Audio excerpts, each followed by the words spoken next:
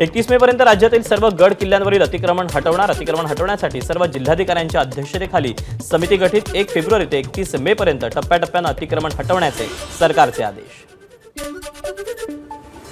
पंढरपूरमध्ये गर्दी नियंत्रणासाठी एआय तंत्रज्ञानाचा वापर होणार। एआय तंत्रज्ञान तयार करण्यासाठी जिल्हा आपत्ती व्यवस्थापनाकडून शासनाकडे 2 कोटींची मागणी।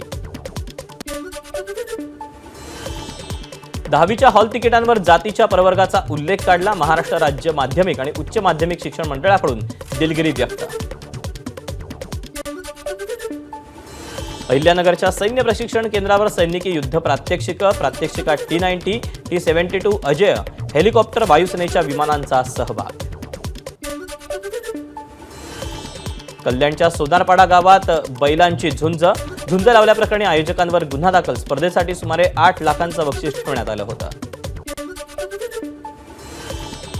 मुंबई हरियाणात ईडीची छापेमारी, आलिशान वाहनं जप्त। जुनो मार्केटिंग सर्व्हिसेस लिमिटेड विरुद्ध मनी लॉन्ड्रिंग प्रकरणी ईडीची कारवाई।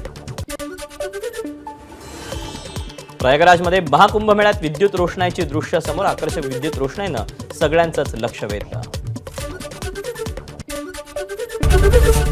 एबीपी माझा, उघडा डोळे बघा नीट।